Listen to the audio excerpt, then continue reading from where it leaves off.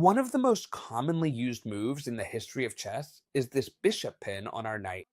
Apparently, it's a very annoying move, since it means we can never move this knight again unless we want to lose the queen. In this video, I'm going to show you 4 ways to punish this bishop move, because it's actually pretty easy to counter, and most players don't know it.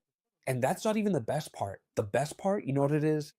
That you can use this no matter what opening you play, because this pin happens in most games. For example, what happens if, just to name one, someone plays the Scandinavian defense against us? It's a pretty popular defense, especially at ratings below 2000, right? For example, we threaten the queen, it retreats, we develop the knight, and now the pin starts. This is just a sample development, okay? You might come across this in almost all your games. How important the bishop's pin on our knight is. Alright, many of you might think a good move would be to chase this bishop away with h3, so that if they exchange, the pin disappears. Of course, the bishop can always retreat and keep the pin. Well, it's an interesting plan. Another interesting plan to get rid of the pin is to play bishop to e2. Yes, all of this is great, Chestiker, but is this what you're going to teach me? Well, no. Neither of these two plans is the right one. The idea is to develop actively. For example, bishop to c4 here would be a great move, no matter that our bishop is pinned. Let me explain why. Here, the most normal thing is that they continue developing. For example, knight to c6, or for example, knight to f6. And here we would already have a clear advantage and could take advantage of it. Of this bishop that's in a really bad position. If they had played knight to c6, it would be even more spectacular and easier. Why? Because this knight isn't defending the bishop on f6, it's defending the bishop on g4. But pay attention to the following. Here we already have the advantage anyway. Bishop takes f7 is a typical and winning move when our knight is pinned like this. What are we doing? We're alluring the king out. Now, if the king simply decides to move over here and not accept the sacrifice, this game is way too easy. We could continue, for example, with knight to e5 check, and we would capture this bishop, which is attacked by 2 pieces, so black can't escape. They must, for example, capture this bishop. And now the move is exactly the same. Knight to e5 wins the game. We take advantage of the discovered attack to deliver this check and attack the bishop with 2 pieces. Do you remember I told you that if they had played knight to c6, it would have been easier? Much easier, because this knight wouldn't be defending this bishop, and we could have even jumped to this side since we could have captured the bishop with the queen. And from here, if we look at how the game would end, let's suppose these exchanges happen, we end up with an extra pawn. And not only that, but now, this game is way too easy to win. Our opponent has moved the king, so it's going to stay in the center for the whole game. We're going to castle, we're going to attack the king, and it's going to be a really comfortable game for us. We could even do it in a much more spectacular way. Instead of playing bishop takes f7, which would be an excellent sacrifice because we'd get back the bishop on g4, we could do it in a brilliant way. Play knight to e5 directly. That way, now we're attacking the bishop directly with 2 pieces, and if the bishop moves away, we could checkmate over here. Of course, a lot of your opponents will be tempted to win the queen since this bishop was pinning the knight, so when it moves, they can capture the queen. And the outcome is exactly the same. Bishop takes on f7, and thanks to the knight, this would be checkmate. Depending on the game and your position, you can choose whether to go straight for the bishop's sacrifice or jump with the knight to e5 to try for checkmate. For example, a typical game e4, e5, knight to f3, knight to c6, bishop to c4, Italian opening, bishop to c5, knight to c3, knight to f6. A very calm, very normal game, as you can see, right? But white, for example, at this point is already trying to pin. It really doesn't matter what moves are on the board. The important thing in this video is to focus on what happens when they try to pin this knight.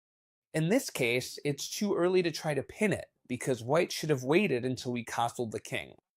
This way, since our king isn't castled, we have a big advantage. What is it? That we can expand our pawns and do it with total success. Burn this into your memory.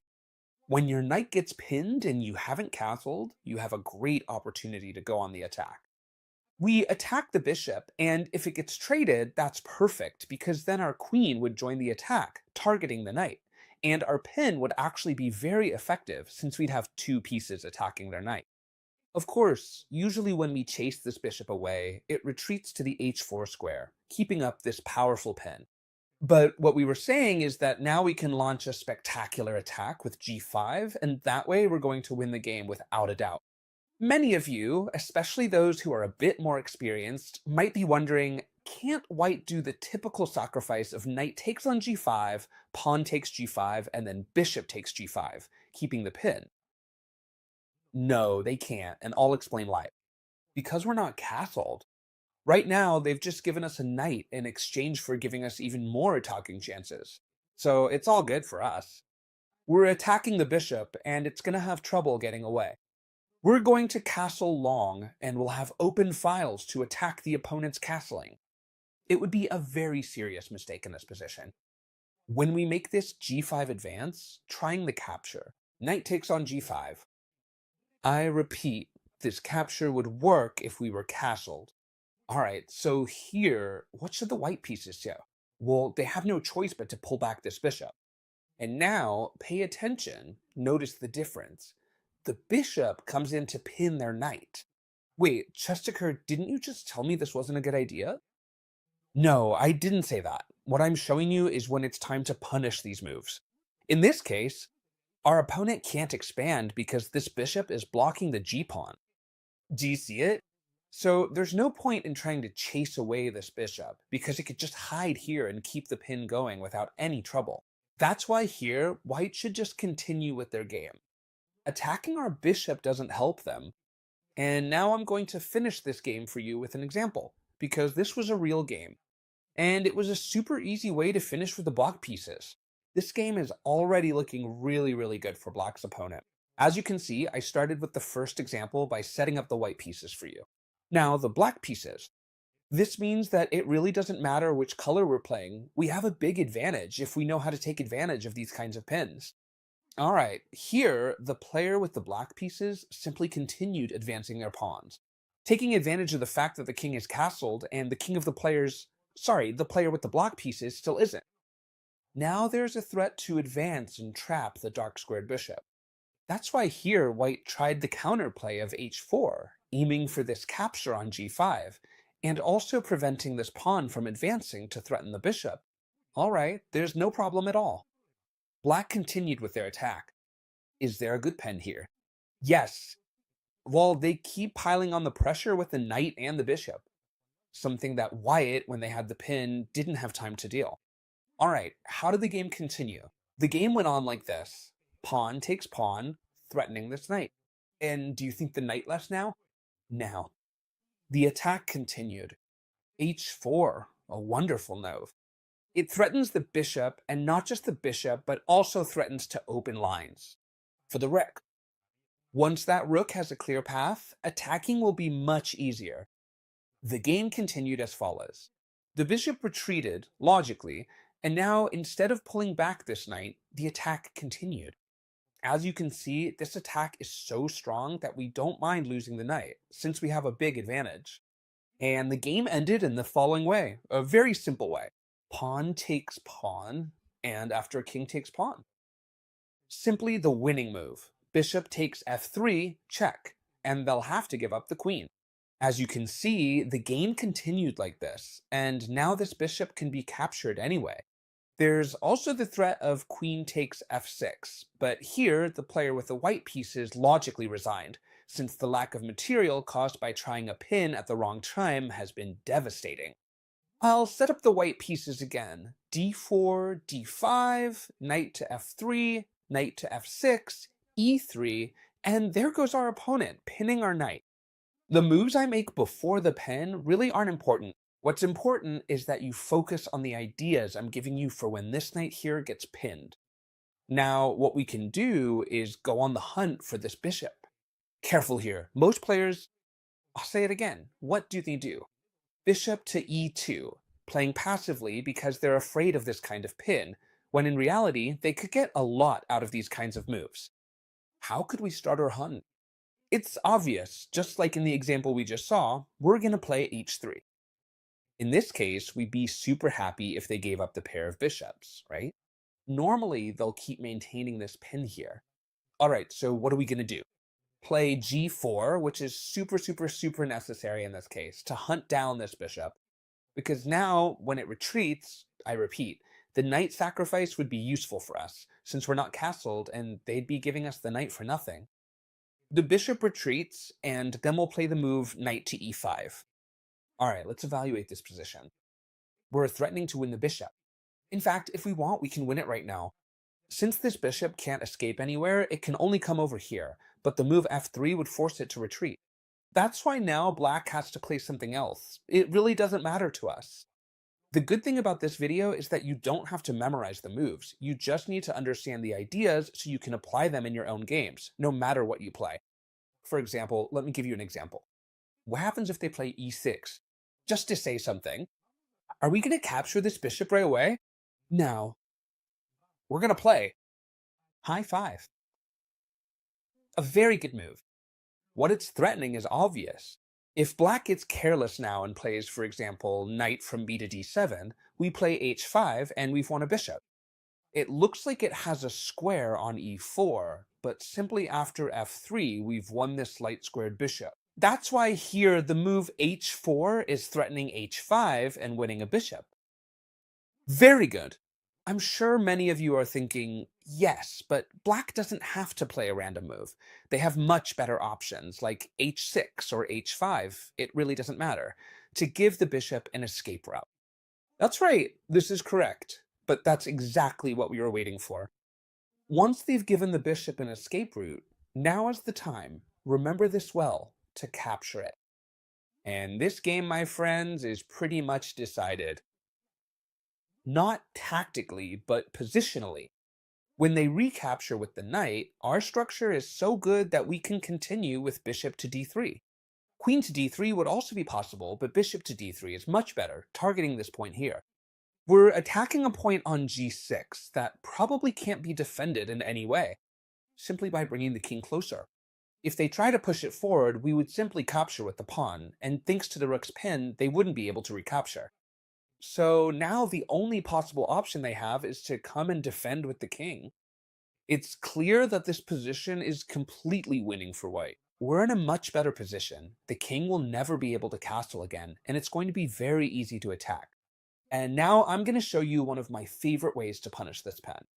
Alright, you need to understand this. When a bishop moves so far just to come bother us, what is it doing? It's moving away from its original square, which leaves weaknesses on the queen side, right? So what are we going to do? Well, now we're going to punish it in the following way. We're going to play c4.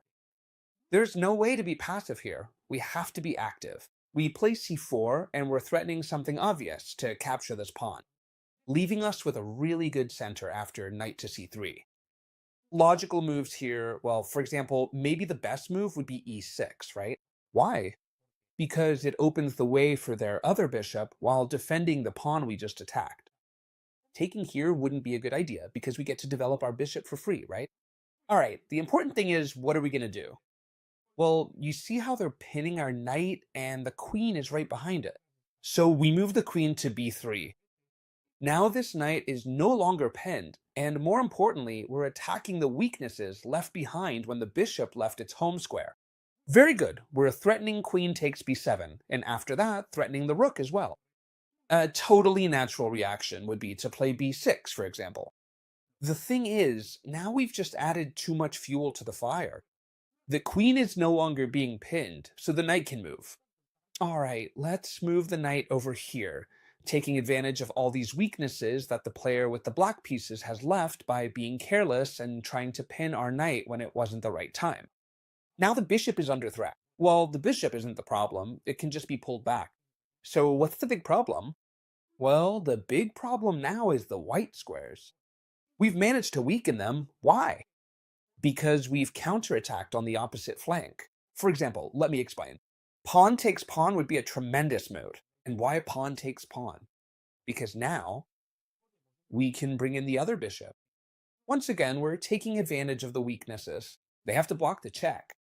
There's only one way to block it, by placing a piece on d7, since putting it here would be heavily defended by both the knight and the pawn with both pieces. So knight to b7 would be a perfectly good example, and here we'd already have a devastating move. We're pinning this knight here, putting pressure over here.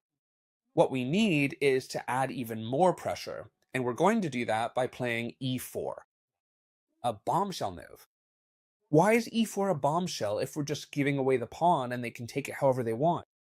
Well, e4 is a bombshell because it attacks the bishop, attacks the pawn, and most importantly, it opens up this diagonal for the light squared bishop. For example, if they capture the pawn with their pawn, it would simply be checkmate. And I assure you, my friends, it wouldn't be the first time I've delivered a checkmate like this. So, for example, they have to capture with the bishop. It's obvious, right? With the knight, they don't want to stop defending this point that's being heavily supported.